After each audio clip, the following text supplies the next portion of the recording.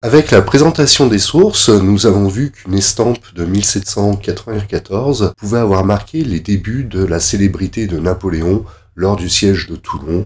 Elle se trouve à gauche et présente un événement du 30 novembre 1793, à en croire l'auteur de l'estampe. Une autre présente également Napoléon Bonaparte lors du même siège, et la question qui se pose est de savoir si la célébrité de Napoléon a d'abord été méridionale ou nationale. Cette carte rappelle les débuts de l'imprimerie au XVe, XVIe siècle, cela pour montrer que la région de Toulon n'apparaît pas forcément très bien fournie en ateliers d'imprimeurs. De même, par la suite, jusqu'au XVIIIe siècle, cependant, ces cartes ne sont pas précises et il faut avoir présent à l'esprit que, globalement, imprimer des estampes était possible à peu près partout en France. Autrement dit, est-ce que certaines estampes n'ont pas pu faire connaître Napoléon d'abord dans le Midi, puis à Paris? Je me suis interrogé sur le souper de Beaucaire, j'ai cherché l'édition originale pour savoir si Bonaparte avait fait apparaître son portrait dans sa première œuvre. Cependant, cette œuvre, dans sa version d'origine, est quasiment introuvable.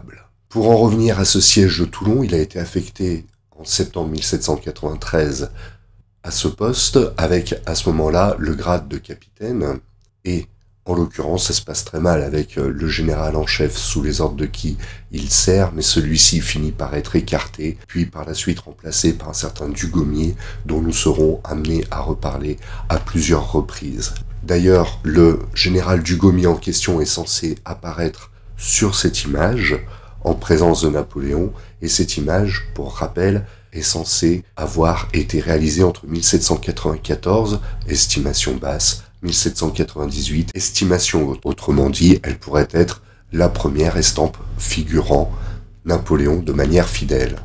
Le plan d'ailleurs qu'il présente sur cette image est plus ou moins celui-ci, tel qu'il a été reconstitué par la suite, en s'appuyant sur des œuvres plus anciennes, mais je passe ces détails. L'une des premières questions qui vient à l'esprit, puisque Napoléon est censé apparaître ici avec son général, tout simplement, qui est le chef en quelque sorte, est-ce qu'on peut les reconnaître, qui a véritablement autorité sur l'autre, tant Napoléon apparaît ici auréolé par un halo de lumière, à tel point qu'il éclipse déjà tous les autres personnages. Est-ce véritablement une représentation d'époque ou alors une représentation nettement ultérieure? C'est ça la question qui se pose et qu'il s'agit de vérifier.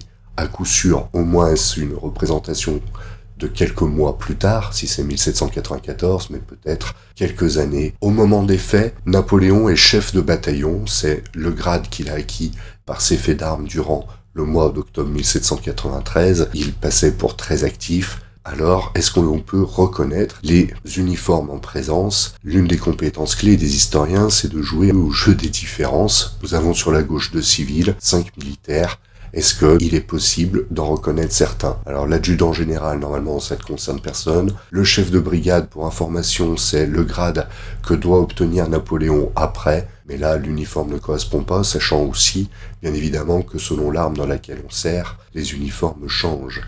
On peut supposer que les uniformes qui apparaissent ici soient des uniformes d'infanterie. Général de brigade, c'est le grade avec lequel Napoléon termine le siège de Toulon, mais manifestement, c'est encore trop tôt. Général de division ne concerne personne ici. Le général en chef est censé être Dugommier. Je ne sais pas si quelqu'un reconnaît ici un uniforme de général en chef. Personnellement, je n'en vois pas dans la scène qui est représentée en 1794. J'attire également votre attention sur le mouvement du bras, qui est un stéréotype d'époque que l'on retrouve très souvent pour les généraux en chef de la période révolutionnaire dans les estampes. Toujours est-il qu'il est ici impossible d'identifier le général Dugommier à l'aide d'un uniforme, qu'il s'agisse de la ceinture, qu'il s'agisse des bordures du manteau, rien ne correspond.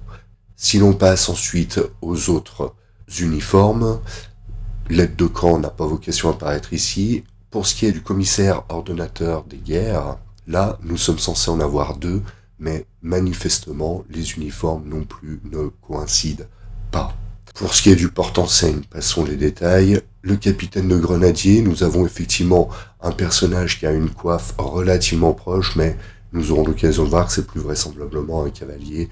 Et enfin, pour ce qui est des soldats des troupes de ligne, ici nous en avons peut-être un vu de dos, mais ce n'est pas tellement crédible. L'une des questions donc qu'il faudrait se poser, c'est si Finalement, celui qui a réalisé cette estampe s'est bel et bien appuyé sur les uniformes d'époque ou sur son imagination, et d'ailleurs les 3 personnages qui observent avec attention le plan de Napoléon, quand on les regarde de près, on constate qu'ils ont pratiquement les mêmes traits les uns des autres, la moustache, la courbure du nez, le regard assez proche. Est-ce que finalement ce ne sont pas des personnages stéréotypés, uniquement présents pour valoriser le grand homme, qu'en 1793 peut-être Napoléon n'est pas encore? Justement, ça pose le problème de savoir quelle est la hiérarchie militaire et comment il a pris du galon dans le détail événementiel. Alors si on s'appuie sur l'Encyclopédie universaliste, la chronologie n'est pas très fine. Pour ce type d'information, on peut chercher même sur Wikipédia ou dans toutes sortes d'œuvres abondantes. Là, nous avons par exemple la biographie de Napoléon telle qu'elle a été réalisée par Pierre Larousse au XIXe siècle. Cela permet donc de suivre la bataille de manière assez fine. Les Français parviennent à capturer un général britannique, dont Napoléon d'ailleurs s'attribue le mérite, même si cela est éminemment discuté ou plutôt contesté. Il devient malgré tout chef de brigade, ce qui équivaut au grade de colonel, parce que là encore, quand on considère les grades de l'époque, c'est un véritable casse-tête. J'ai voulu suivre ces grades, leurs différentes réformes avec des articles, et aussi voir si un officier tel que Bonaparte pouvait éclipser un général, là où, d'ordinaire, ce sont les généraux qui attirent plutôt la lumière. Aucune de ces lectures n'a apporté véritablement de réponse à cette question, même si d'ailleurs c'était l'occasion de découvrir un petit peu cette armée révolutionnaire. J'attire votre attention sur le fait que généralement les populations en temps de guerre, et c'est le cas des Français des années 1790, connaissent bien les généraux, bien les uniformes, et ici, manifestement, il pourrait y avoir un certain nombre d'approximations qui laissent planer le doute sur la contemporanéité de la représentation par rapport au siège de Toulon. Là encore, si ce n'était que quelques mois après, on pourrait se poser des questions. À propos de gloire, il y a aussi la question de l'échafaud qui se pose durant cette période, et je me suis un petit peu tourné vers un nouveau document, les mémoires de Barras, parce que finalement, dans l'accession à la célébrité de Napoléon, ce personnage a joué un rôle clé. Ces mémoires sont authentifiées par les historiens, ici Georges Duruy. Pour en faire le suivi, il faut s'appuyer sur différentes versions numérisées, certaines manquant sensiblement de clarté, même si Duruy considère que les mémoires de Barras sont authentiques, il n'en considère pas moins le personnage comme un diffamateur, donc de ce point de vue-là, est-ce qu'il est véritablement fiable? Accessoirement, il a aussi été présenté comme un menteur à l'époque par des contemporains toulonnais, mais je passe ces détails-là. S'agissant de Napoléon, il est manifestement assez acerbe le concernant pour la période du siège de Toulon. Là, il y a le plan détaillé du récit qu'il en fait.